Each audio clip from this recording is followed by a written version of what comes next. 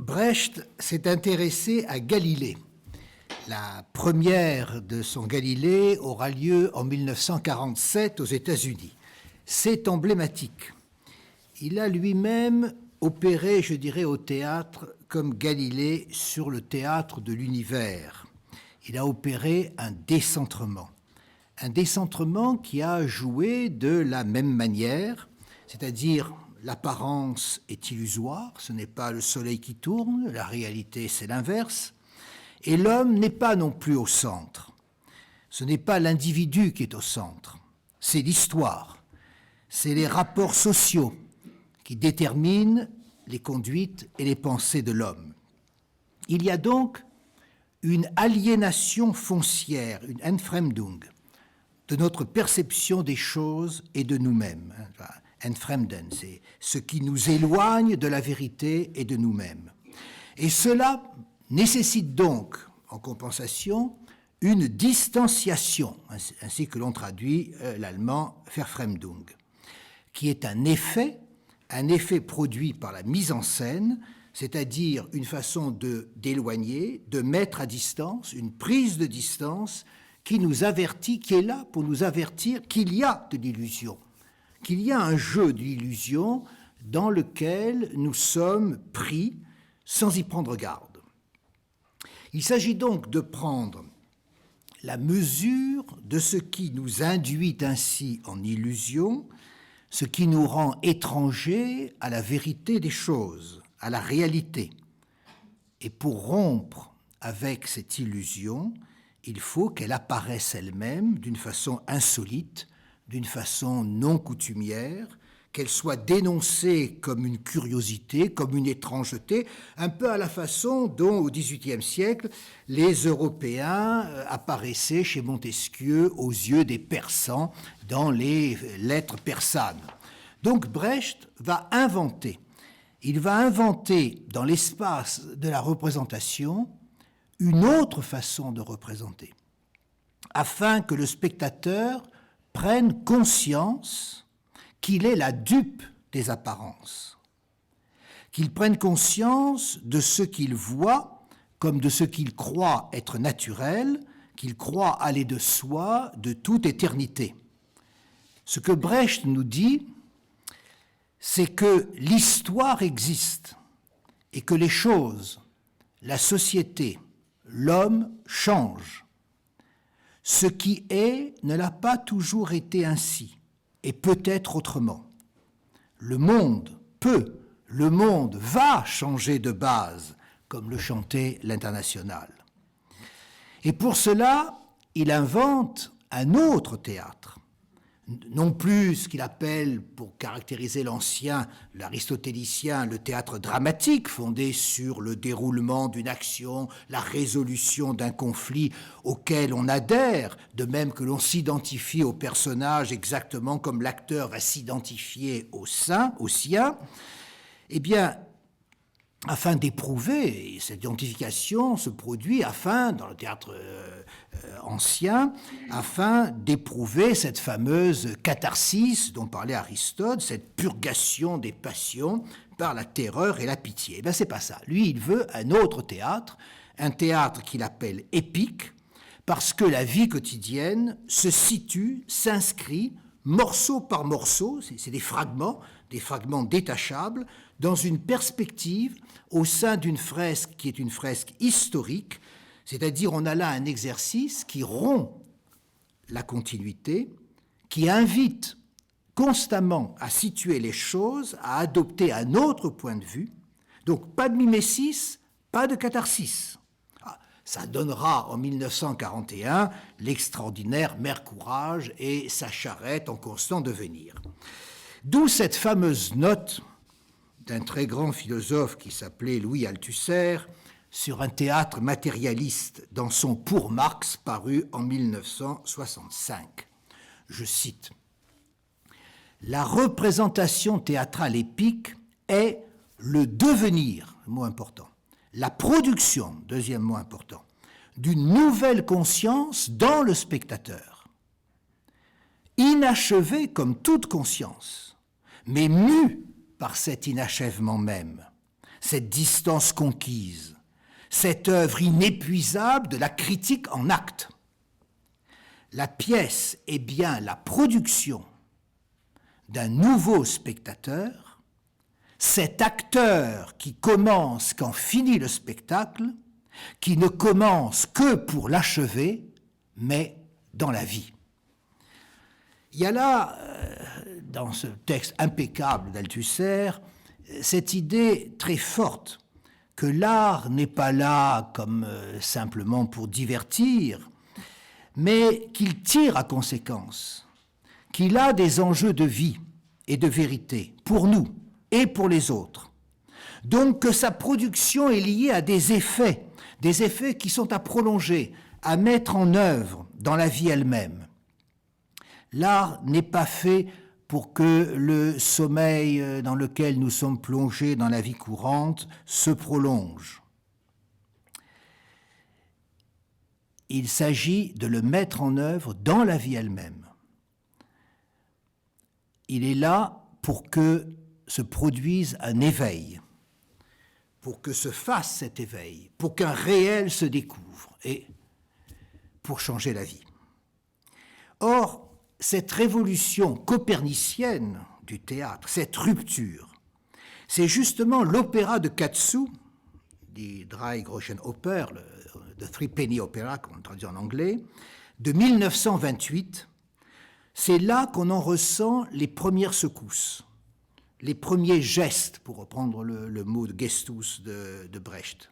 C'est une pièce débordante, exultante, débridée, qui n'est elle-même d'ailleurs que l'adaptation d'une œuvre antérieure dont je vais parler, de Beggar's Opera, de John Gay, représenté pour la première fois en 1728, dans cette période de l'Angleterre où la maison de Hanovre a succédé à la maison de Stuart en Grande-Bretagne. Il y a eu George I, puis George II. George II est couronné en 1727, juste une année avant de Beggar's Opera. Mais dans cette reprise même de l'œuvre de John Gay, il y a quelque chose qui est porteur d'un nouveau qui est à venir. Cette référence au XVIIIe siècle n'est pas là par hasard. Je faisais allusion tout à l'heure aux philosophes des Lumières, aux lettres persanes de Montesquieu. John Gay n'est pas n'importe qui. John Gay était un ami de l'immense Jonathan Swift et d'Alexander Pope, dans la tradition de la satire.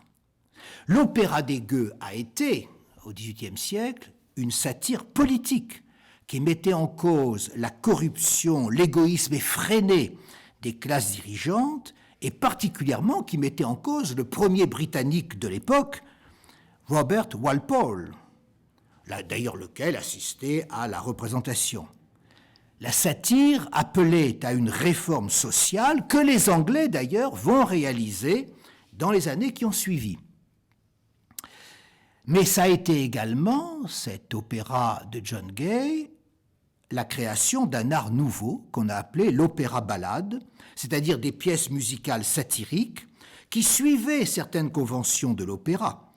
Rappelez-vous le prestige des opéras italiens auprès des classes supérieures, rappelez-vous les opéras de Handel, qui sont d'ailleurs parodiés par John Gay, ce qui d'ailleurs fera évoluer Handel vers les oratorios. Mais cette reprise de cette parodie des opéras se fait sans récitatif. On met en musique sur des airs de romance, de ballades populaires, souvent d'authentique folklore. Ça a été tout simplement l'ancêtre des opérettes et des comédies musicales anglaises. Ça a été une fusion heureuse de la musique et du drame. Donc vous avez un dialogue parlé, et non pas chanté en récitatif, et vous avez des chansons adaptées à des airs de ballades populaires. D'ailleurs, on se réfère souvent à ces airs qui ont été notés de John Gay pour retrouver souvent les airs de folklore des XVIIe et XVIIIe siècles en Grande-Bretagne. La satire dans cette pièce venait de ce que, d'ailleurs à l'image de la pastorale, qui était un autre genre, où on montrait les bergères, mais des bergères qui utilisaient un langage poétique, un vocabulaire poétique. Là, dans la satire, vous avez affaire à des criminels, des criminels qui sont mis en scène, mais qui parlent justement le langage poli de la cour et du parlement, des commerçants et des hommes d'affaires, de la noblesse et de la gentry, c'est-à-dire de l'aristocratie terrienne. Le résultat, c'est qu'on fait ainsi par ce procédé descendre les élites dirigeantes au niveau des bas-fonds de la société. Et du même coup, ça permet de réduire leur politique à la corruption des Whigs, c'est-à-dire les travaillistes, puisque les satiriques sont tous les Tories. Mais Walpole, le Premier ministre de l'époque, avait eu l'élégance de venir à la première représentation et d'applaudir d'ailleurs, ce qui avait valu les acclamations du public. Donc, dans cette tradition de John Gay,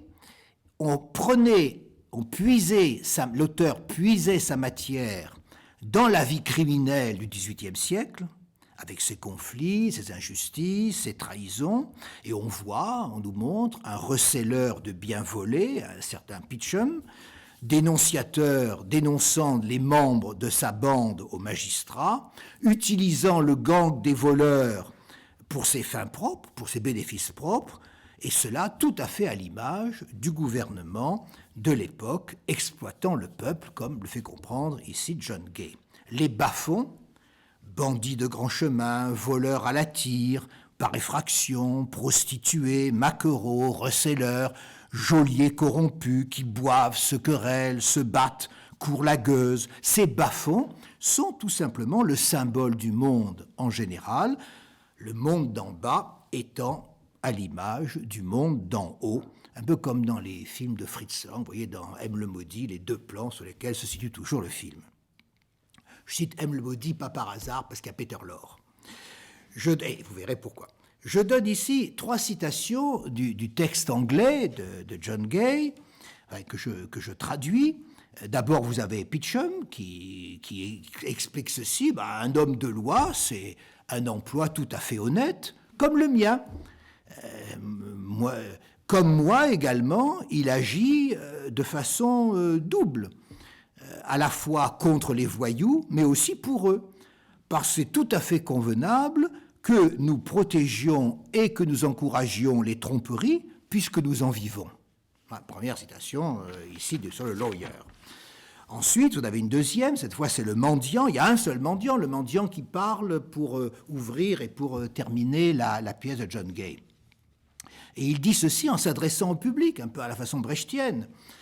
À travers cette pièce tout entière, vous pouvez observer une telle similitude de comportement entre les hautes et les basses classes qu'il est difficile de déterminer si, dans les vices élégants, les beaux gentilshommes imitent les bandits de grand chemin. En anglais, c'est The fine gentlemen imitate the gentlemen of the road, les bandits de grand chemin, ou si les bandits de grand chemin imitent les beaux gentilshommes. Si la pièce s'est déterminée comme j'en avais d'abord l'intention, elle nous aurait amené à une excellente morale, il aurait été exécuté, on aurait montré que les sortes les plus basses, les couches les plus basses de la population ont leurs vices au même degré que les classes riches, mais qu'elles sont bien punies pour cela. Et dernière référence, cette fois c'est un des bandits de grand chemin qui va bientôt être pendu à Tyburn Tree, c'est-à-dire sur le gibet, puisque les lois ont été faites, dit-il, pour chaque échelon des classes sociales afin de briser le vice chez les autres aussi bien que chez moi, je m'étonne vraiment, il dit ça alors qu'il va être sur le gibet, je m'étonne vraiment que nous n'ayons pas une meilleure compagnie sur l'arbre de Tyburn, c'est-à-dire sur le gibet, sur la potence. Mais l'or est capable d'arracher à la loi son dard, et si les hommes riches comme nous devaient se balancer au bout d'une corde, eh bien, le pays se rétrécirait, si grand serait le nombre de ceux qui seraient pendus sur l'arbre de Tyburn. Bon. Je vous le lis parce que vous êtes là quand même dans une façon de parler, de procéder qui est tout à fait proche de ce que Brecht va lui-même faire. Cet opéra-ballade du XVIIIe siècle, d'une époque éclairée, comme vous le savez, a obtenu alors un franc succès.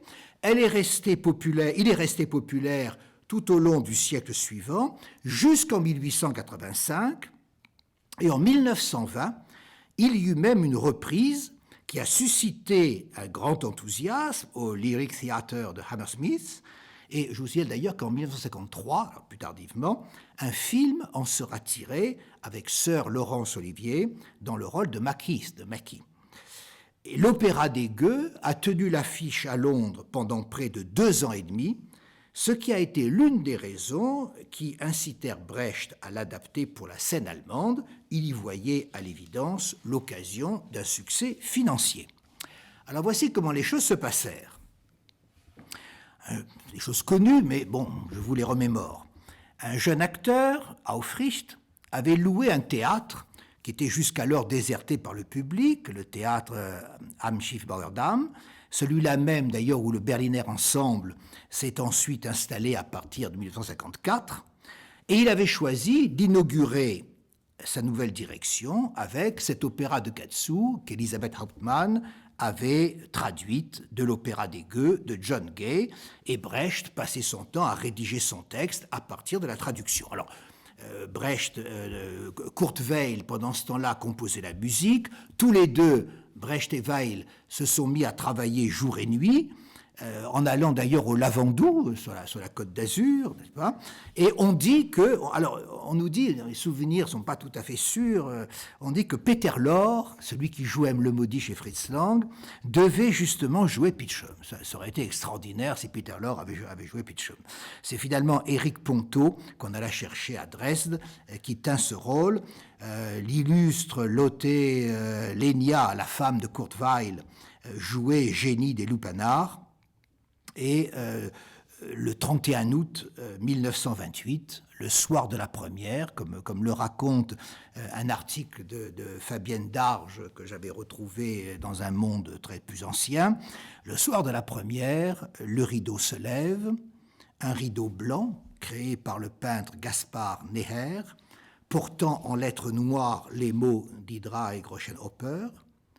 Kurt Geron, qui joue le rôle de Braun, joue en même temps, tient le rôle du chanteur de rue, se met à tourner la manivelle de son orgue de barbarie, entonne la complainte de Mackie Messer, que joue Harald Paulsen. Mackie Messer, c'est le couteau, Mackie the knife, on traduit en français, mais personne ne comprend le mot. Mackie le surineur, le surin, ça désigne le couteau lui-même, donc c'est le manieur de couteau, Mackie, n'est-ce pas? Rien à faire, ce fichu orgue refuse de fonctionner. Pendant plusieurs dizaines de minutes dans cette salle, fin de siècle, tout en dorure et en acajou, c'est un silence de mort. Alors arrive la scène du mariage du bandit Mackie et de Polly, la fille du roi des mendiants. Le chef de la police arrive, le chef de la police de Londres arrive, qui est l'ancien copain de régiment de Mackie, et il entonne avec lui le chant des canons sur un rythme de foxtrot. Et là, c'est le délire dans la salle. Le lendemain, la salle est comble, et elle le sera pendant des mois. 3 semaines après, toute l'Europe en parle. 5 ans après, la pièce a été traduite en 18 langues, et elle aura été jouée plus de 10 000 fois. Qui est donc ce Bertolt Brecht, dont tout le monde parle? Il a 30 ans, en 1928. Il a déjà écrit Tambour dans la nuit, Dans la jungle des villes, et surtout Homme pour homme, que je vous rappelle, Beno Besson a monté ici à la Comédie le 24 janvier 1989. J'en ai gardé le souvenir.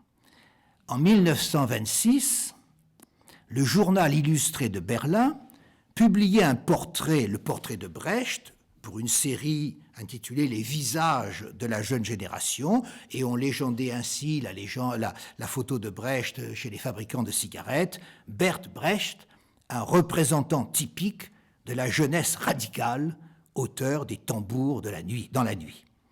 Mais enfin, avant l'opéra de Katsu, aucune de ces pièces n'avait tenu plus que quelques soirs l'affiche, Et Elias Canetti, qui a 23 ans en 1928, décrit ainsi Brecht.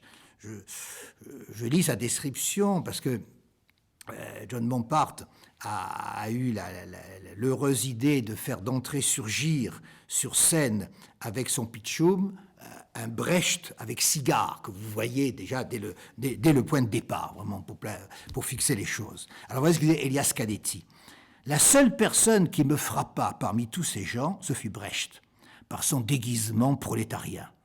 Il était très maigre, il avait un visage famélique, auquel sa casquette donnait un air penché. Ses mots étaient de bois, hachés. Sous son regard, on se sentait comme un objet de valeur qui n'en a pas. Et lui, le prêteur sur gage, évaluait chacun de ses yeux noirs, perçants. Il parlait peu, on n'apprenait rien du résultat de l'expertise. Cet homme se démène pour se faire connaître dans cette Allemagne en décomposition, où Hitler a raté son putsch de 1923. D'ailleurs, Brecht figurait sur la liste des personnes à arrêter au cas où Hitler l'aurait gagné en 1923. Mais une période où le parti nazi progresse partout à Munich où depuis 1920, Brecht s'est installé définitivement, à Munich où prolifèrent ces petits bourgeois en chemise brune.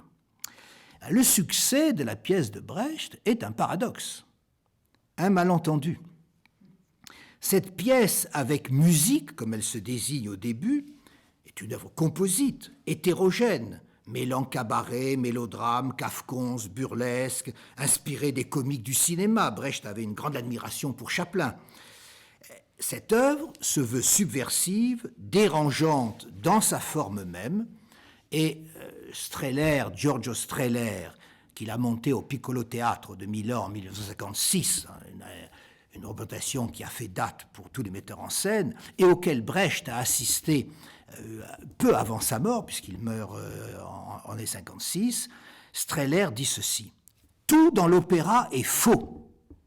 La misère de ces pauvres est une fausse misère. Le romantisme de ces bandits, un romantisme de parade.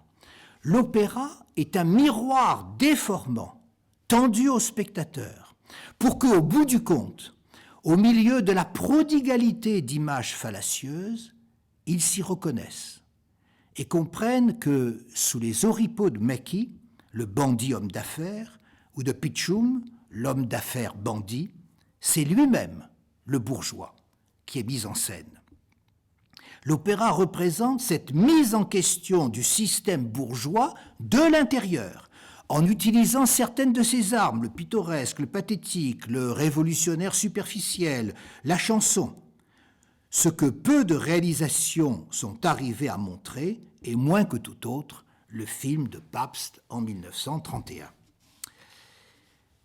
Non seulement les mises en scène s'y sont laissées prendre à cette cuisine, comme disait Brecht, mais le public bourgeois qui fréquente les théâtres adore.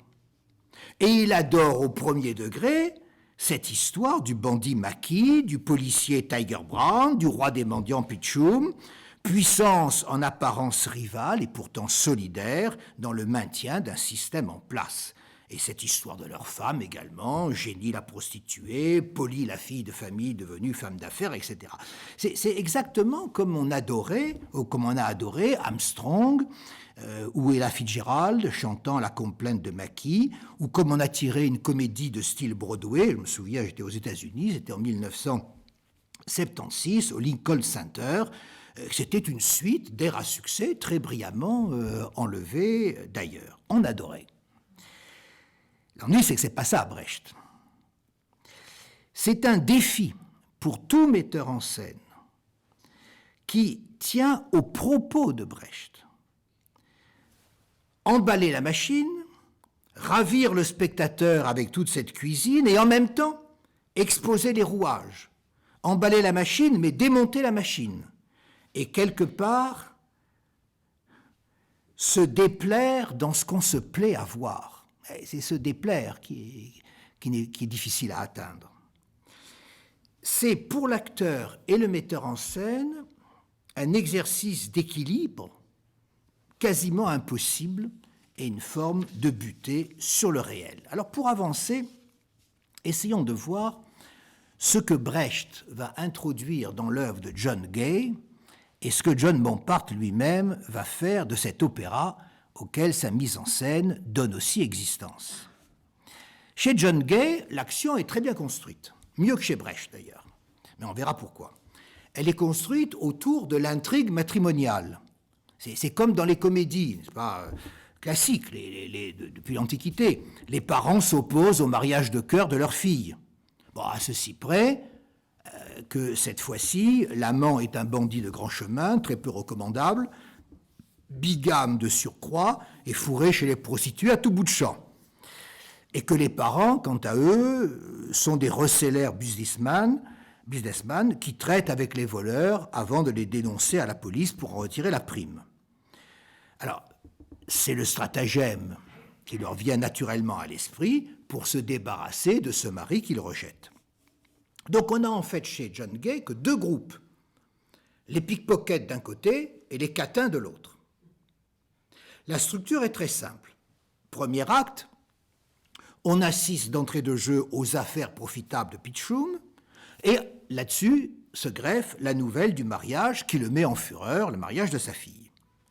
Deuxième acte, Mackie devait s'éclipser, on est entre la taverne où il a rejoint les prostituées et la prison où Pitchoum vient mener ses affaires avec le geôlier qui s'appelle Lockheed et où Lucy et Polly, les deux femmes, n'est-ce pas, se disputent l'amour de Mackie que Lucy va finir par libérer.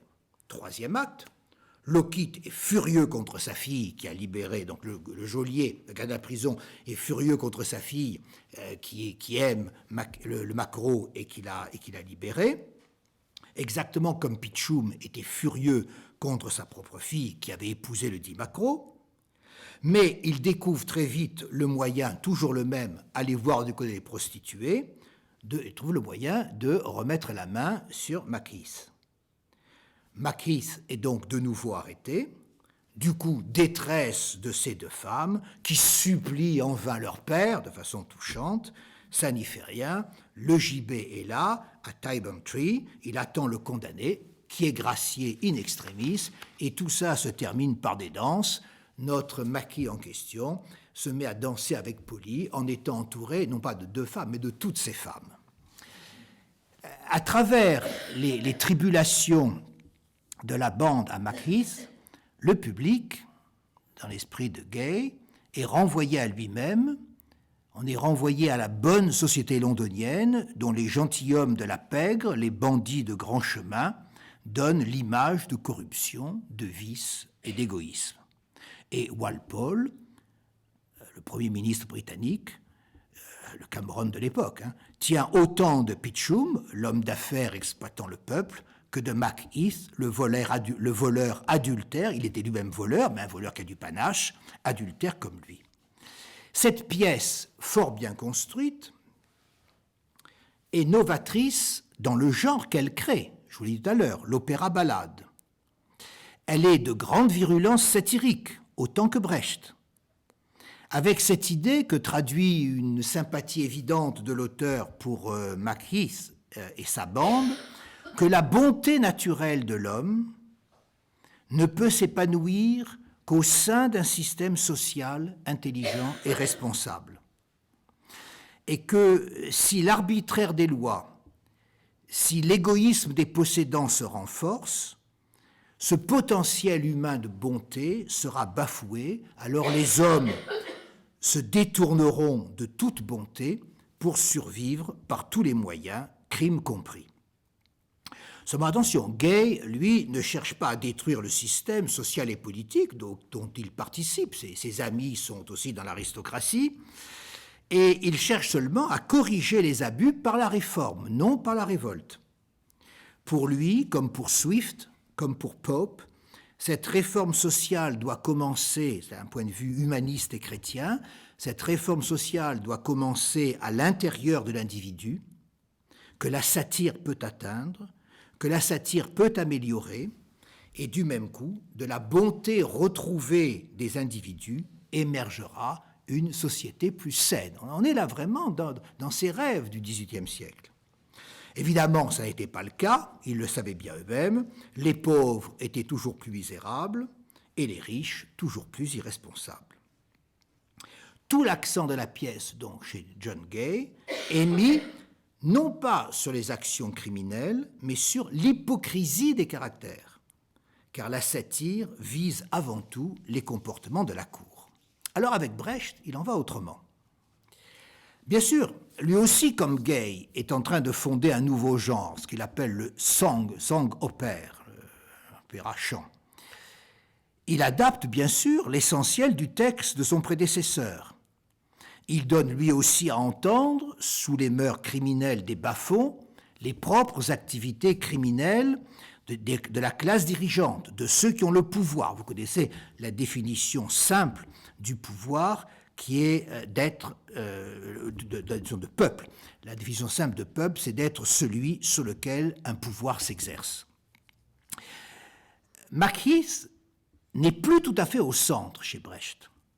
Il y a maintenant deux figures qui s'équilibrent. Il y a Pichum d'un côté, le receleur, Macchis, le bandit, de l'autre. Mais surtout, il y a deux groupes. Il y a un nouveau groupe qui apparaît. Il y a deux clans. Il y a le clan des mendiants, c'est ça la nouveauté, à côté du clan des voleurs.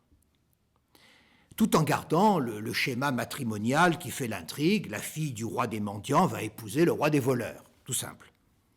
Et Brecht invente ici une scène formidable que Strehler rendait à merveille par l'amoncellement et la profusion des objets et des accessoires, celle des noces de Mackie et de Polly.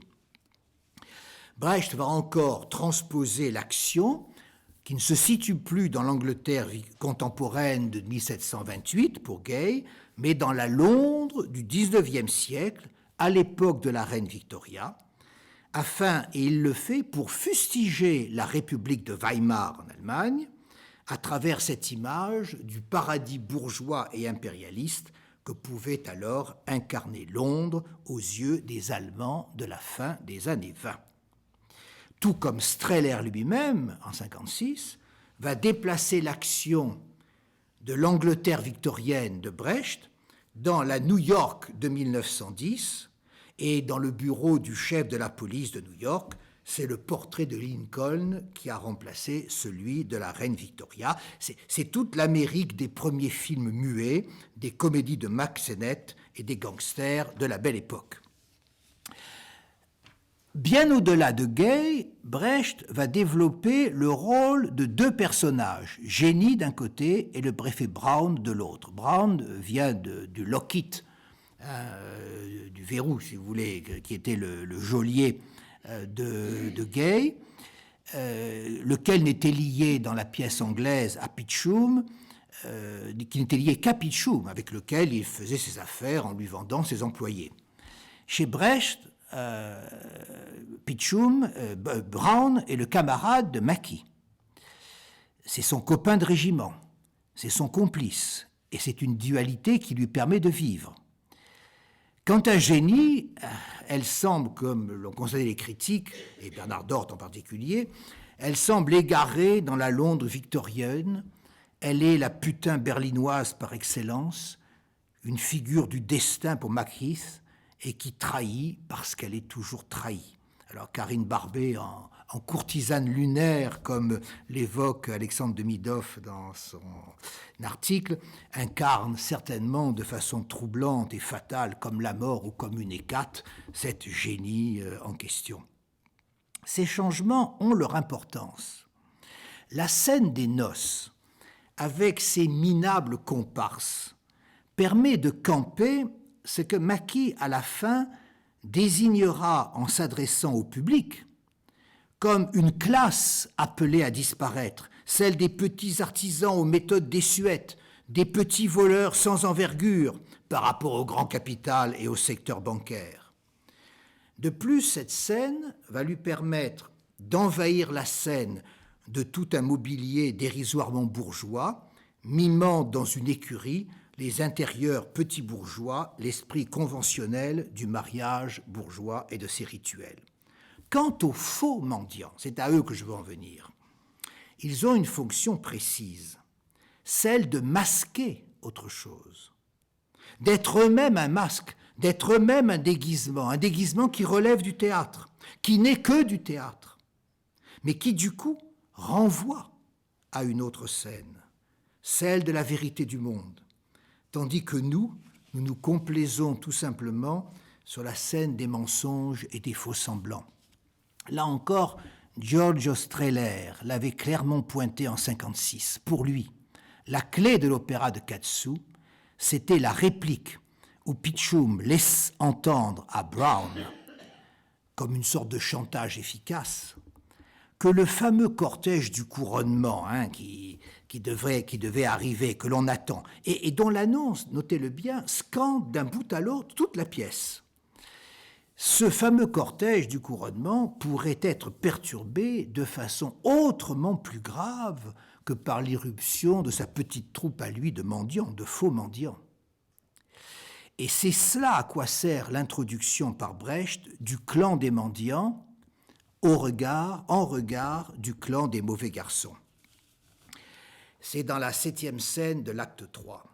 La tension monte.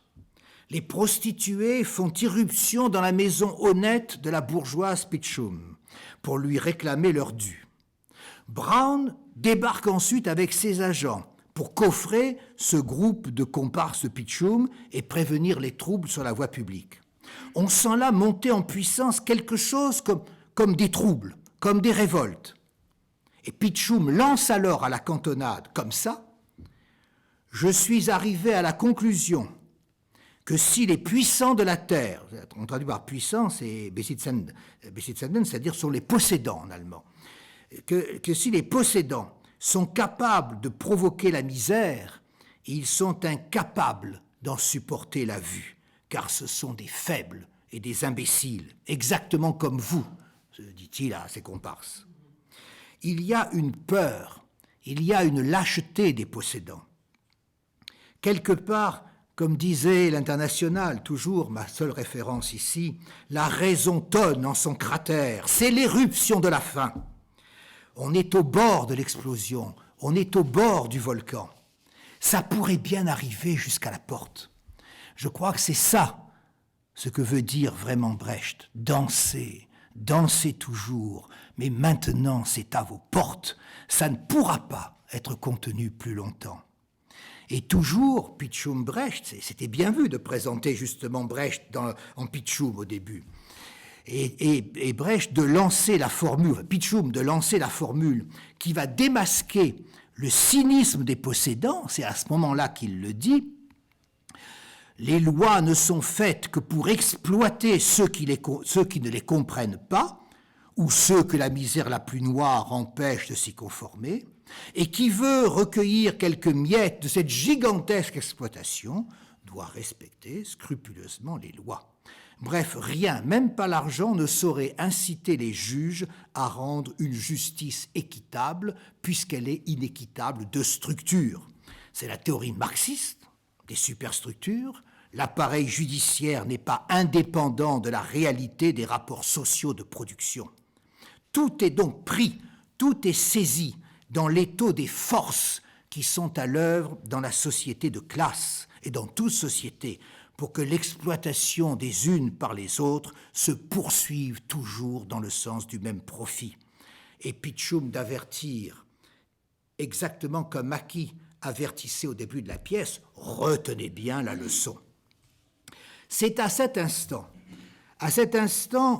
où l'on évoque le surgissement des plus déshérités des déshérités, où Brown croit que l'on peut mettre tout ça en prison, que Pichum dévoile la pièce, ce passage clé dont parlait Giorgio Strehler. Mais de qui parlez-vous donc, dit-il à Brown?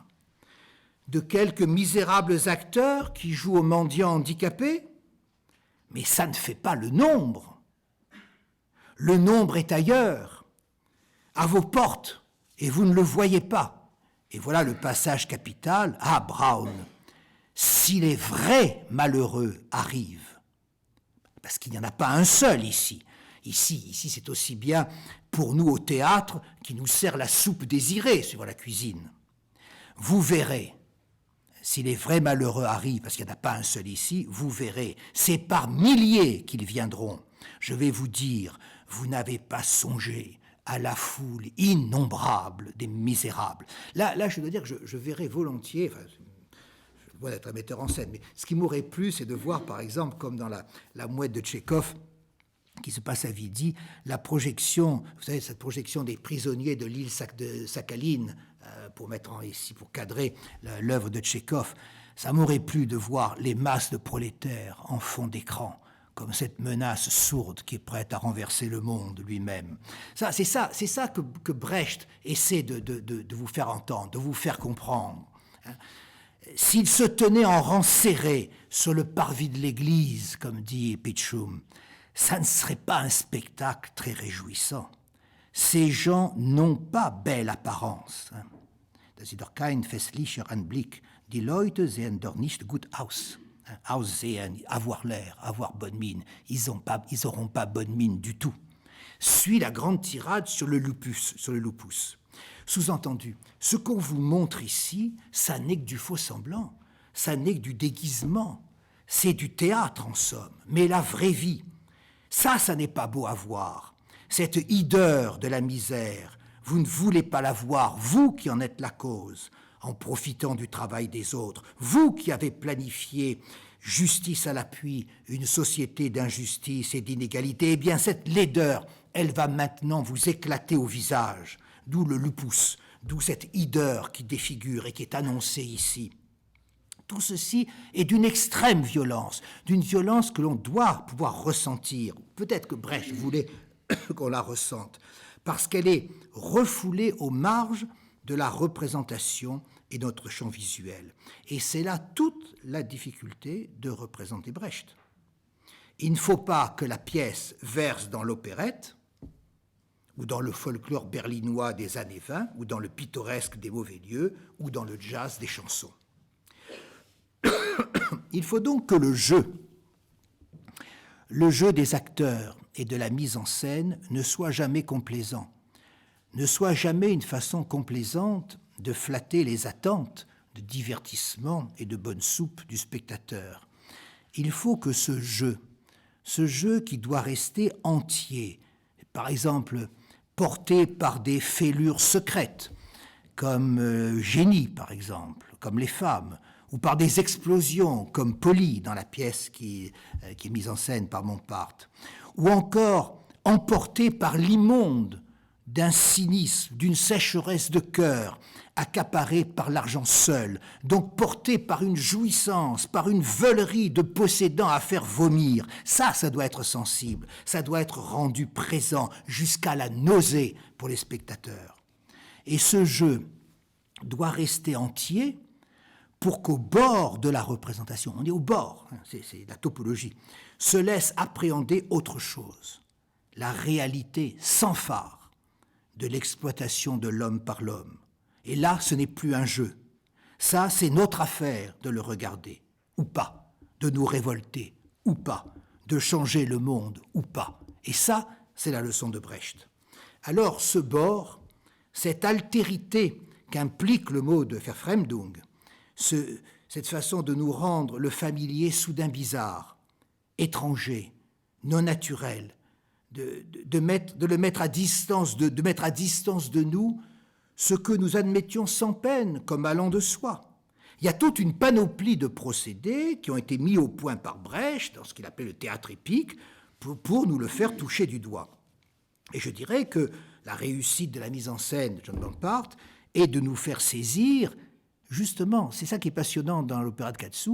On est là au premier geste du théâtre épique, de quelque chose qui est là en gestation et qui va donner la suite des grandes pièces de Brecht. Alors on brise le quatrième mur, on s'avance sur le proscénium et on s'adresse directement au spectateur, sans souci de ce qu'on était en train de jouer. On casse ainsi le rythme et l'enchaînement des scènes. On introduit les panneaux pour nommer les scènes ou les chansons, ou les chansons elles-mêmes. On assume comme acteur plusieurs rôles pour ne s'identifier à aucun.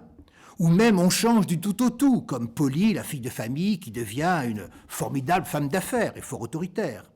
Et puis, belle innovation quand même, à saluer, les t-shirts sous les costumes. Ça, c'est génial. Fini les chapeaux melons de nos malfrats aux costumes bien taillés des pièces d'autrefois, voire de Pabst, n'est-ce pas? Le t-shirt ici reste visible. Sous le costume, il a porté le message clé au dos, hein, le beefsteak d'abord, la morale après, en nous tournant le dos, comme vous l'avez vu au début, c'est-à-dire la réalité d'une misère où l'on vit de précarité et jamais à sa fin. Ou encore la veste prolo brechtienne de l'affairiste Pitchoum au tout début. Il y a encore les trouvailles scéniques avec un plateau réduit, les gradins, la grille, etc., qui raccourcit les espaces et du même coup évite le risque de déambulation ou d'allées et venues qui seraient trop longues. Ça favorise les irruptions qui surprennent. Toutes choses que je ressens comme devant nous mettre dans un état où on pressent la rupture, le chaos imminent, le débordement, le déchaînement. Et puis il y a bien sûr les songs, qui toutes disent autre chose que ce qui se représente. Pour la première, l'amour c'est bien joli, la lune sur Soho, etc. Mais quand ça cesse et qu'on crève dans la boue, faute d'argent, qu'en dites-vous? 2, la fiancée du pirate. Ah, ça c'était Lot et Lénia, la femme de Weil. Et puis Polly, qui a retrouvé la voix d'ailleurs de Lénia à un certain moment donné. La fiancée du pirate, c'est extraordinaire. Mais est-ce que vous mesurez cette haine absolue de la femme méprisée, de siècles d'esclavage et d'humiliation qui ont pesé sur les femmes et qui maintenant dit quand le corsaire arrive, allez-y, tuez-les tous, hop là! C'est terrible, cette chanson, La fiancée du pirate. Et puis il y a le chant des canons, les copains du régiment. Hein. Il y a comme ça un passé qui lie les individus, qui crée des complicités à venir, et puis il y a le réel de la guerre. Et puis le 4e song, Polly et Mickey, ça c'est le réel de la passion amoureuse, qui casse tous les calculs bourgeois. La mère voulait un mariage qui profite, la petite s'entiche d'un malfrat, ça aussi c'est la vérité amoureuse. Le premier final de l'acte 1, être bon, être honnête, être humain, oui, bien sûr, c'est souhaitable, mais si la bouffe manque, ce n'est que des mots, et le monde ne vaut rien, et l'homme est mauvais. Et puis, à l'acte 2, vous avez la ballade de Bonnevie avec un refrain de Villon. Je vais revenir à Villon, je terminerai là-dessus. Il n'est trésor que de vivre à son aise, c'est dans les contredits de Franc Gontier. Puis il y a le duo de jalousie, autre éclairage sur la condition féminine, sur l'aliénation que le mal provoque en elle par la jalousie. Quelque part, c'est absurde, tout ça pour un Mac. Deuxième finale, de quoi vit l'homme? Et c'est là où il est dit, d'abord vient la bouffe, ensuite la morale. Ernst comme das Fressen, la bouffe. Dan kommt die Moral. Puis l'acte 3, la 9e song, l'homme rêve d'une autre vie, de bonheur. Et c'est en vain. Vous savez, cette profondeur des aspirations humaines, le droit au bonheur, le bonheur, c'était un mot neuf en politique. C'est le mot de la Révolution française, c'est injuste. Ça a été la grande nouveauté de la Révolution, de mettre en avant la notion de bonheur. Et puis il y a le chant 10, le song de Salomon. Là encore, c'est du Villon, ou Bissunt, ou c'est la ballade des temps du temps jadis, ou son passé, etc. Et Brecht y rajoute une 4e strophe, plus tard, pas quand il écrit sa pièce en 28, mais en 48, une 4e strophe quand il est de retour d'exil, avec son nom, Brecht lui-même. Il y a dans la société humaine une absurdité. Cette absurdité qui consiste à abattre tout ce qui a... D'ailleurs, Montmartre était très sensible, je crois, à cette ballade. Tout ce qui a valeur positive, la sagesse, la beauté, l'audace et la curiosité de Brecht, qui cherchait trop à voir d'où les riches tirer leur splendeur. Ça fait 4 vertus d'ailleurs, comme il y a des 4 vertus cardinales. Et bien, tout ça, ça n'a plus cours, ça n'a pas à avoir cours dans ce monde. Et pour finir, la ballade de Merci de Villon. C'est l'épitaphe Villon, combiné d'ailleurs avec la ballade de Merci et de détestation de Villon lui-même. Alors pourquoi Villon ? On a 7 ballades de Villon, dont 2 doubles ballades qui sont mises en écho dans l'opéra de Katsu. Non, le Le médiéviste que je suis est ravi de retrouver Villon. On m'oblige toujours à m'égarer comme ça dans la modernité. Enfin bon, pour une fois que je peux revenir à Villon, je ne vais pas rater l'occasion. Parce que c'est un des plus beaux poèmes qui ait jamais été écrit. Parce que c'est un souffle d'humanité qui traverse la pièce. Et Brecht veut qu'il y ait ce souffle d'humanité aussi. Avec cette parole d'un poète, Brecht appréciait Villon exactement comme il appréciait Rimbaud. Villon, un mauvais garçon, entend les filles et les tavernes, un banni, un gibier de potence. Mais il a fait résonner la parole de la fraternité humaine d'une façon bouleversante. Je vous lis le texte de Villon en ancien français, vous verrez, ça se comprend très bien. Et je voulais vous le commenter. C'est capital dans le monde que nous vivons actuellement. Frères humains qui après nous vivez, n'ayez les cœurs contre nous endurcis. Car si pitié de nous pauvres avez, Dieu en aura plutôt de vous merci. Vous nous voyez si attachés, 5, 6. Quand de la chair que trop avons nourrie, elle est piéça dévorée, pourrie, et nous, les os, devenons cendres et poudre. De notre mal, personne ne s'en rit, mais priez Dieu que tous nous veuillent absoudre. Si, frères, vous clamons, pas n'en devez avoir dédain, quoique fûmes aussi par justice. Toutefois, vous savez que tous hommes n'ont pas bon sens rassis. Excusez-nous, puisque sommes transis envers le Fils de la Vierge Marie, que sa grâce ne soit pour nous tarie, nous préservant de l'infernale foudre. Nous sommes morts. Âme ne nous harcèle, mais priez Dieu que tous nous veuillent absoudre. La pluie nous a débués et lavés, et le soleil desséchés et noircis. Pilles, corbeaux, nous ont les yeux cavés et arraché la barbe et les sourcils. Jamais nul temps nous ne sommes assis, puis ça, puis là, comme le vent varie, à son plaisir, sans cesser nous charrie, plus becquetés d'oiseaux que des à coudre. Ne soyez donc de notre confrérie, mais priez Dieu que tous nous veuillent absoudre. La fraternité, c'est ça. La fraternité, c'est ce que démontre admirablement Villon et dont les temps actuels nous remontent le visage. La fraternité se pose, se définit sur une exclusion, sur une division entre vous et nous, vous les vivants, nous les morts, parce que notre mort vous regarde, puisque nous retournons tous en poussière, parce qu'elle vous parle.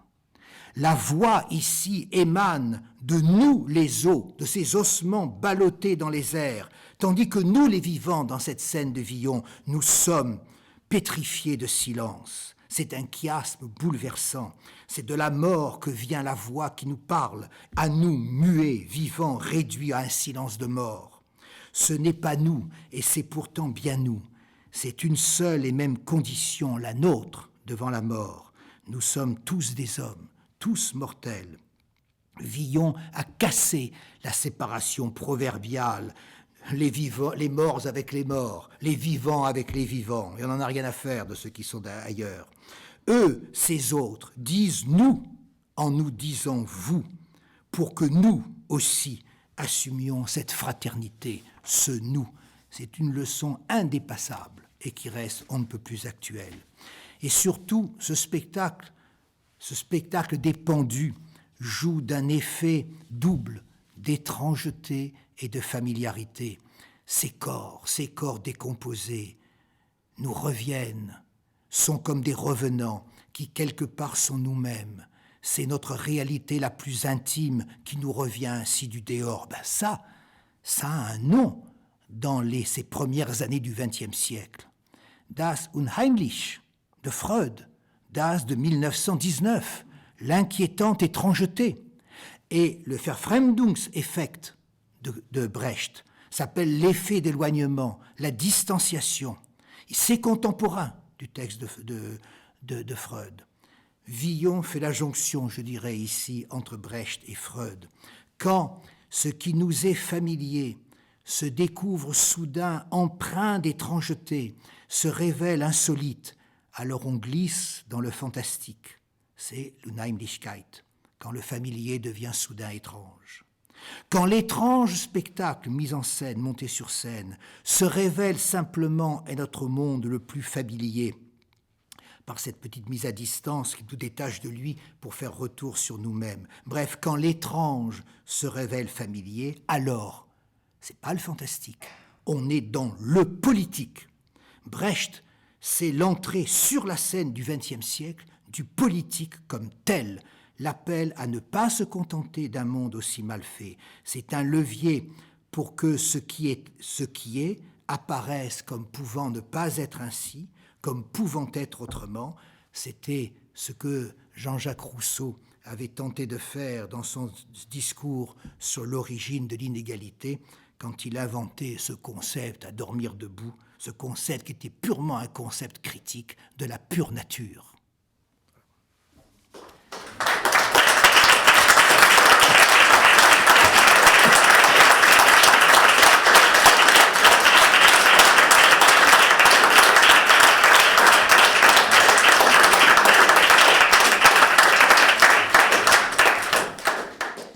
Voilà, merci. Alors, écoutez, on a une discussion possible, des questions. John Bompard nous fait l'amitié d'être présent également parmi nous. Donc, peut-être, vous pouvez aussi réagir à ce sujet ou venir avec moi ici. Puis, Très bien. Merci beaucoup. Merci énormément. C'est vraiment... oui. Voilà. Tout d'abord, je suis très honoré parce que c'est pour moi un grand honneur. J'ai énormément d'admiration pour Charles et évidemment, c'est toujours et encore une manière d'éclairer autrement la pièce. Je suis très content d'ailleurs qu'on finisse sur Villon parce qu'effectivement, ça a été pour nous un travail presque d'archéologue, parce que c'est pas forcément très apparent dans les ouvrages de référence la passion qu'a eu Brecht pour Villon pendant le travail de traduction. Et c'est vrai que ça nous a beaucoup guidés aussi. Il y a d'une certaine manière une familiarité dans l'inconfort en fait de ces gens à travers l'histoire, à travers les siècles, John Gay, Villon, Brecht, d'autres après lui, dans l'inconfort en fait par rapport à ce qui nous entoure, tout simplement. Comme dit d'ailleurs le texte dans la bouche de Mackie à la fin de la pièce, rien ne change. C'est-à-dire que l'homme exploite toujours l'homme et trahit son comparse, son compagnon, pour se sauver lui-même. Il y a ensuite effectivement une sensibilité que je me suis trouvé en fait en cours de création pour ce chant de Salomon, qui a à voir avec en fait la position de l'artiste, surtout comme c'est mon cas quand il est dans un entre guillemets jeune âge ou jeune expérience, en fait par rapport au faire, par rapport à l'audace et par rapport au fait de vouloir entrer en relation avec quelque chose qui a des dehors de, comme on dit souvent, de monumental, et qui devrait être intouchable, qui devrait être inaltérable, et qui devrait être toujours représenté sous un mode historique. Brecht disait lui-même, « Si vous n'adaptez pas mes pièces, vous me trahissez. » Et ce dont je peux vous assurer que, en fait, qu'elle soit plus réussie ou pas, par moment, par vague, c'est que, en tout cas, notre abord de la pièce, avec ce magnifique groupe d'acteurs qui m'accompagne et cet orchestre, a été tout simplement, dans la sincérité, de trouver la connexion, en fait. De la même manière qu'avec le Dario Fo, nous avions tâché non pas de représenter une Italie des années 70, il est vrai qu'on avait tout, en fait, tous les signaux nous indiquaient, vu qu'en Andalousie, juste avant de monter le Dario Fo, il y avait eu un acte de désobéissance civile dans un supermarché. Des gens étaient entrés, en fait, pour faire ce que faisaient les personnages de la pièce de Dario Fo, voler dans les supermarchés et faire ainsi un acte de désobéissance civile. Là, le but pour nous, en fait, à travers une pièce beaucoup plus difficile, fragmentaire, faite aussi, il faut savoir qu'on n'a pas affaire à un classique, on a affaire à quelque chose qui a été retouché, et sans cesse retouché, et puis au final sur une traduction française. Donc si vous voulez, le côté fragmentaire de l'œuvre se trouve d'autant plus, si vous voulez, entre les choses, on peut trouver encore une plus grande déconnexion. Donc moi je pars sur un principe impressionniste, en fait. J'essaie d'attraper les moments de la pièce, les différents moments de la pièce, pour voir à quel point chacun, déjà, de manière isolée, ils font sens, pour en tout cas ma génération. Il est vrai que, pour en revenir au chant de Salomon, et puis je ne veux pas trop prendre du temps, mais on parle d'audace, de curiosité, on parle de beauté aussi, on parle de sagesse, et on finit par parler même de sensualité.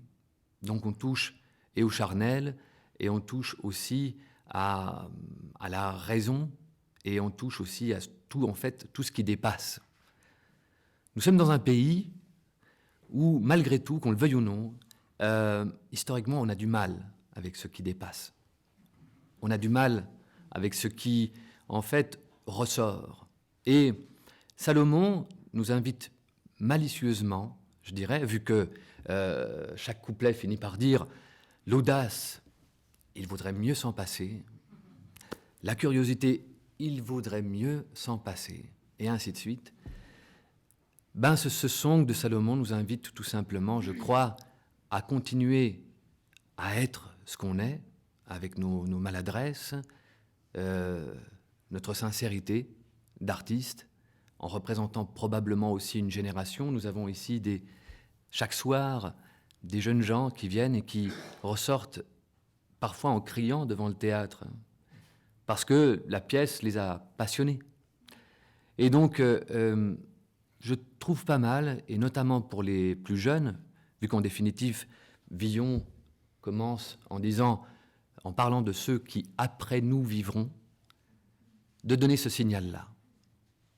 Je crois qu'il y a deux choses importantes à séparer quand, dans une ville, dans un théâtre, en l'occurrence dans la première institution de Genève, et je remercie d'ailleurs cette maison de nous offrir cette possibilité.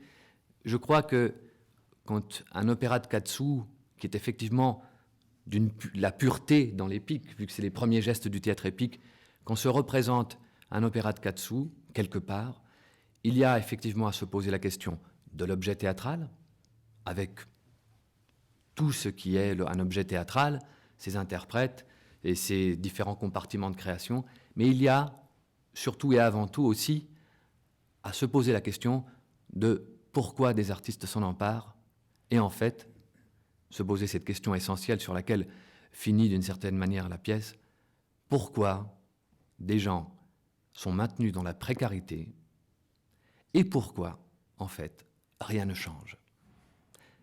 C'est la raison principale pour laquelle, en tout cas, j'ai abordé ce travail, la raison principale aussi pour laquelle je continuerai, et la raison aussi probable d'entretenir en quelque sorte, depuis les théâtres, vu que nous sommes dans un effet de miroir, effectivement, pratiquement toujours, de miroir déformant, parce que dans la liste des Villon, des Guet, on pourrait inclure Debord et sa Société du spectacle, pourquoi pas même,